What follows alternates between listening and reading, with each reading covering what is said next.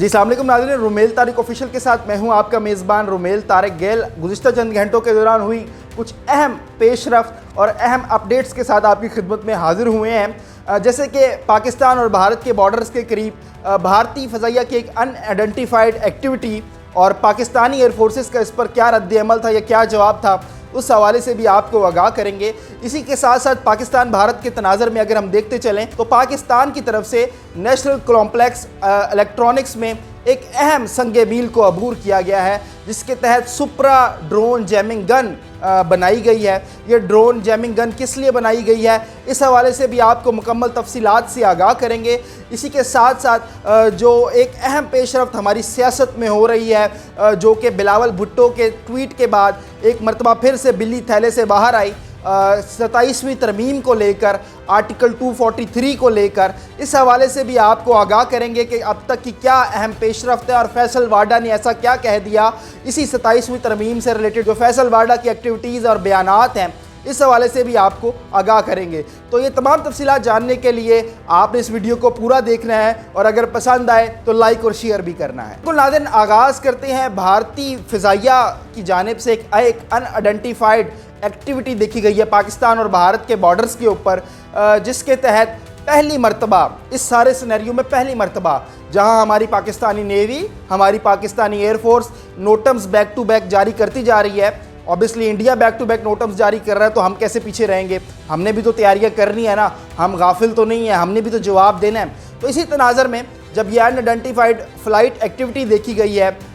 तो हमारी जो पाकिस्तानी मिलिट्री है उनकी जानिब से भी एक नोटम जारी किया गया है और इस नोटम के तहत जो हासिलपुर या खैरपुर टामे वाली फायरिंग रेंज है, ये भावलपुर हासिलपुर वाली साइड पर खैरपुर टामे वाली फायरिंग रेंज को एक्टिवेट कर दिया गया है और ये 10 नवंबर तक यहाँ पर अब मशकें जारी रहेंगी। नाज़रीन, इस बात से तो हम वावेला कर रहे हैं डे 1 से। इन सारे दिनों के तनाजुर में मैं और दीगर जो जर्नलिस्ट जिनको आप देखते होंगे, हर जगह यही वावेला है और हर जगह यही ज़ुबान ज़द-ए-आम है कि भारत की जानिब से कोई ना कोई फॉल्स फ्लैग ऑपरेशन लाजमी होगा। इसी हवाले से अगर हम देखें तो एक इंडिकेशन हमारे DGISPR ने भी कर दी गुज़िश्ता दिनों, जब उनकी जर्नलिस्ट के साथ एक बैठक हुई या इंटरेक्शन हुआ तो उस दौरान भी हमारे DGISPR ने भी ये वाज़िया कर दिया, एक वाज़िया इंडिकेशन दे दी कि इस मरतबा भारत जो है वो अपने जारियत करने वाला है समुद्रों की जानिब से। तो नाज़रीन, इसी इंडिकेशन के फिलफौर बाद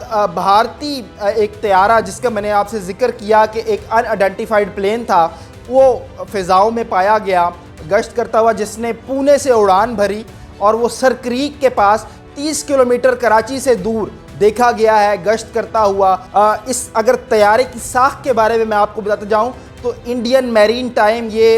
सब कैट जगवार था और इसका नंबर था JM255। और अगर इसके हवाले से हम बताते जाएँ कि इसकी सलाहियात क्या होते हैं, जैसे हर तैयारे की कोई ना कोई मखसूस सलाहियात होती हैं, तो ये समुंदरों में निशाने बना सकता है, समुंदरों के अंदर स्ट्राइक्स कर सकता है, पानियों पर ये अबूर रखता है, पानियों पर बेहतरी से काम कर सकता है। ये इंडियन नेवी का दावा है, गो कि इसकी परफॉर्मेंस अभी तक कहीं देखी नहीं गई। जिस तरह हमारे JF-17 थंडर और J-10 सीज ने भारत को मुंह तोड़ जवाब दिया, वैसी इन जगवार सब कैट जगवार जो मैरीन टाइम उनकी मैरीन टाइम के पास है, इनकी अभी तक कोई ऐसी हालिया हम कहें कि कोई रिकॉर्ड तो नहीं देखा गया। इसी कड़ी से आगे कड़ियों को जोड़ें, एक तरफ भारत की जानिब से ये एक अनआइडेंटिफाइड कार्रवाई और बिल्कुल हमारे कराची के करीब 30 किलोमीटर सर क्रीक के साथ साथ ये तैयारा फ़िज़ा करता रहा, फ़िज़ा में बुलंद रहा, फ़्लाइट लेता रहा, पुणे से इसने उड़ान भरी और तमाम मामलात का जायज़ा लेता रहा।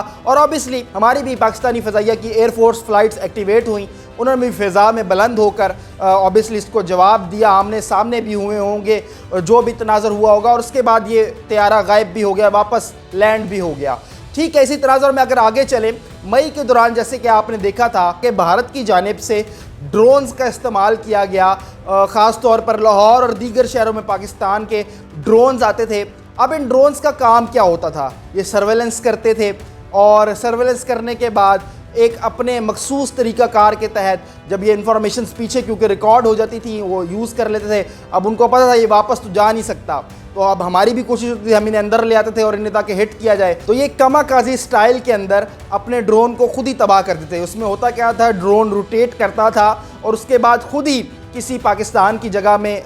गिरता था और तबाह हो जाता था। एक तरह से ये मिसाइल अटैक के मुतरादिफ ही है, अगर देखा जाए तो बिल्कुल उसके बराबर ही इसको कहा जा सकता है कि एक तरह से वो स्ट्राइक ही करते थे हम पे, गो कि वो ड्रोन्स की शक्ल में छोटी छोटी स्ट्राइक्स हो रही थी, बट वो हुई। तो अभी इन्हीं ड्रोन स्ट्राइक से, क्योंकि जदीद जंग है, पहले हमने इनको एक अनसीन पेपर दिया था, आउट ऑफ सिलेबस पेपर इनको शो किया गया था, जब इनको जवाब दिया गया। इस बार हमारी तैयारी ज़रा और तरीके से बेहतरीन हो रही है। तो इसी तैयारी के तनाजुर में देखा जाए तो हमारे नेशनल इलेक्ट्रॉनिक्स कॉम्प्लेक्स ने एक जदीद गन का, मैं अगर कहूँ कि ईजाद की है। इसका नाम है जी सुपरा ड्रोन जैमिंग गन। इस गन का इस्तेमाल क्या होगा कि ये ड्रोन्स को इंगेज करेगी लेज़र के ज़रिए, और वो ड्रोन आपके कंट्रोल में आ जाएगा, और फिर आप उस ड्रोन को अपने पास उतार सकेंगे और आप उससे जो भी दुश्मन की तफसीलात है, बजाय कि वही ड्रोन जो दुश्मन का भेजा हुआ था वो दुश्मन को इन्फॉर्मेशन दे, आप दुश्मन को मिसगाइड कर सकते हैं। और भी इसके अलावा, ये वॉरफेयर के अलावा अगर हम देखें तो ये बड़ी अहम एक्टिविटीज़ में भी बड़ा कारआमद साबित होगा। जैसे कि हमारे बड़े बड़े सुमिट्स होते हैं, जैसे पिछले दिनों भी एक बड़ा सुमिट हुआ, तो उस दौरान भी सिक्योरिटी बड़ी हाई अलर्ट पे थी। और भी कोई दीगर बड़ी एक्टिविटी होगी, तो कोई ड्रोन्स होते हैं जो कि अनआइडेंटिफाइड ड्रोन्स होते हैं या कोई भी उड़ा देता है, तो ये उनको भी रोकने में बड़ा कारआमद पेश आएगी ये जो इलेक्ट्रॉनिक जैमिंग गन है। और ऑब्वियसली एक मरतबा फिर से भारत के ऊपर हमारी हैबत तारी हो गई है। इसी के साथ साथ अगर हम देखें, मैं आपके लिए आसान करता जाऊं इसको, तो अगर आपने कभी नॉर्थ की साइड पर ट्रैवल किया है तो गिलगित बल्चिस्तान की तरफ पुल के ऊपर लिखा होता है कि फ़ोटोग्राफी मना है या ड्रोन उड़ाना मना है। वो इसीलिए लिखा होता है कि क्योंकि हमारी कोई वॉर के दौरान कोई इस तरह की अहम एक्टिविटीज़, हमारे पुलों की, हमारी तनसीबात की तस्वीरें उन तक ना चल जाएं, जैसे कि कैंट होता है, दीगर तनसीबात होती हैं, तो कोई भी ड्रोन उड़ाए और वो फुटेज लेके जाके दुश्मनों के मज़मूम अज़ाइम के लिए इस्तेमाल ना हो जाए। तो इन मज़मूम अज़ाइम को रोकने के लिए इस सुपरा ड्रोन जैमिंग गन का जो हमारे अंदर शामिल किया गया है, तो ये मेरे ख्याल में ये बहुत बड़ी एक इनकाद है और बड़ी अहम पेशरफ्त है हमारे मुल्क की डिफेंस की तरफ। इसी के साथ साथ जी एक बड़ी अहम पेशरफ्त जो कि इन दिनों हमारी पॉलिटिक्स के हालात हमारे मुल्क में बने हुए हैं, और 27वीं आइनी तरमीम हर ज़ुबान ज़द-ए-आम है, हर ज़ुबान के तहत ये चर्चा हो रहा है, हर शोज़ में, हर टीवी शोज़ में। तो इसी के ऊपर बिलावल भुट्टो ने जब ट्वीट की थी तो बिल्ली थैले से बाहर आई थी, और इसके बाद अब फैसल वाडा के कुछ बड़े बयान आए हैं। वो फजलुर रहमान साहब से भी मिले हैं और उनका कहना था कि जी मैं फजलुर रहमान साहब से जो मेरी मीटिंग हुई है वो कोई नंबर्स को लेकर नहीं हुई, वो वैसे ही एक मीटिंग थी, नशिस्त थी, और हमने उनसे बात की। और मुझे बड़ी खुशी होगी कि अगर फजलुर रहमान साहब तरमीमी सिटिंग्स में आके बैठेंगे, कि मौलाना फजलुर रहमान साहब ने अभी तक तो कोई ऐसा नहीं दिया, बट हाँ ऑब्वियसली मौलाना साहब फ्लेक्सिबल हैं, वो जब बेहतर समझेंगे, और बड़े मजबूत सियासतदान है, आपको ये मैं बताता चलूँ। और इसी के साथ साथ फैसल वाडा साहब का कहना था कि जी 27वीं तरमीम तो बड़ी आसानी से मंजूर हो जाएगी, इसमें कोई दो राहे ही नहीं है, और अगर ज़रूरत पेश आई कि हमें इजलास बुलाना पड़ेगा तो फिर और इजलास भी बुला दिया जाएगा। और इसके साथ साथ एक और बड़ी उन्होंने, अगर मैं कहूँ कि पेशरफ्त कर दी, या पहले बिफोर टाइम एक पेशन गोई कर दी कि 27वीं आइनी तरमीम तो आप मंजूर ही समझे, बल्कि हम तो अब 28वीं आइनी तरमीम की तैयारियों में हैं।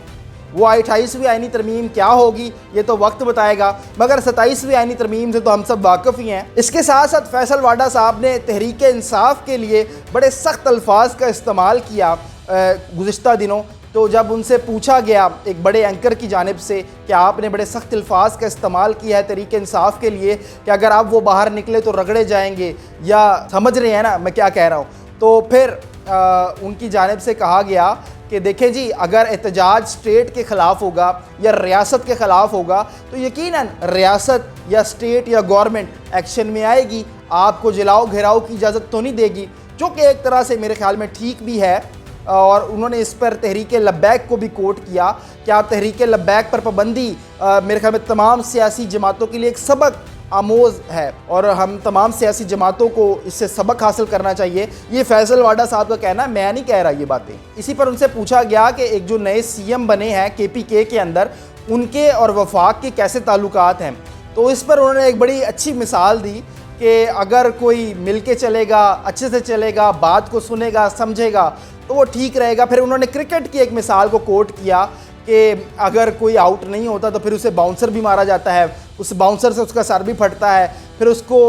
LBW भी आउट किया जा सकता है। मतलब कि डिफरेंट ज़राए बड़े उन्होंने अच्छे तरीके से उनको मैसेज दिया और सोहेल अफरीदी के बारे में उनको पैगाम था कि उनको चाहिए कि वफाक से ताल्लुकात को बेहतरी की तरफ लेके जाएं ताकि उन्हीं के सूबे के लिए बेहतरियाँ होंगी इससे, अगर वफाक से उनका ताल्लुकात अच्छे होंगे। तो नाज़रीन, ये थी अब तक की कुछ अहम डेवलपमेंट्स जो हमने ज़रूरी समझा कि आप तक पहुँचाई जाएँ। आप इस हवाले से क्या राय रखते हैं? अपनी राय का इजहार कमेंट बॉक्स में ज़रूर कीजिएगा। तब तक के लिए अल्लाह निगहबान।